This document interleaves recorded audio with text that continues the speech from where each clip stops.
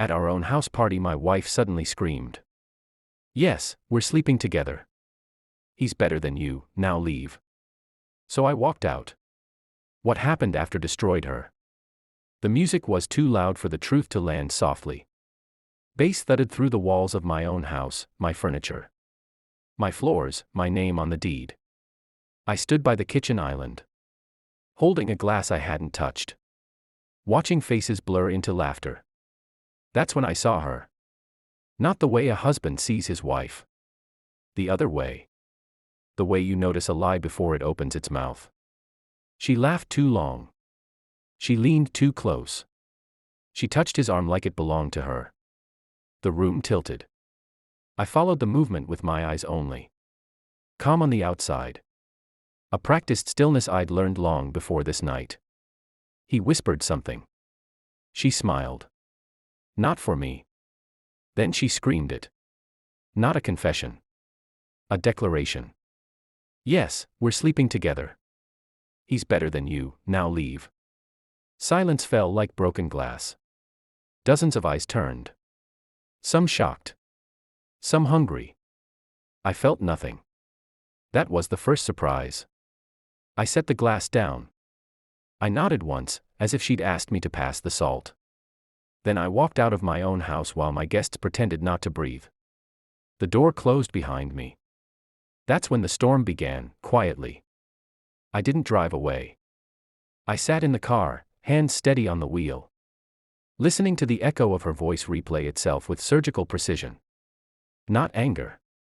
Not pain. Calculation. She wanted a reaction. She wanted humiliation. She wanted control. What she didn't know was how long the cracks had been forming. Late nights explained with smiles. Passwords changed for security. Perfume that didn't belong to our mornings. I had noticed everything. I just hadn't named it yet. Inside the house, laughter returned.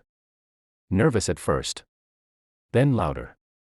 She would be performing now, rewriting me into a villain so her sin could breathe. I waited. Not because I was weak. Because timing is everything. When I finally drove off, I didn't feel betrayed. I felt confirmed. The next weeks were a study in discipline. I didn't confront her. I didn't ask questions. I played the men she thought she had already broken. I watched. I listened. I learned. Phone records told me more than her mouth ever could. Shared calendars. Deleted messages recovered with patience. Patterns forming where chaos pretended to live. He wasn't new. He was comfortable. The house party wasn't a slip. It was a test. A public erasure. She wanted to see if I would disappear quietly. Instead, I prepared. I catalogued lies like evidence in a cold room. Dates. Locations. Expenses. Hidden under groceries and gifts. At night, she slept easily beside me. I stared at the ceiling, counting breaths, planning exits. I wasn't angry. Anger is loud. This was clean. The final proof arrived on a Tuesday morning. A message sent too early. A hotel receipt synced by mistake. Her name spelled wrong, intimate enough to be real. I printed everything. Neat.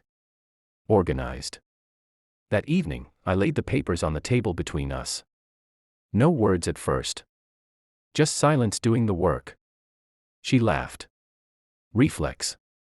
Then she saw the dates. Her face folded inward. "I can explain." "I know," I said. Calm. Soft. "That's the problem." She cried. Loudly. The performance returned, desperate now.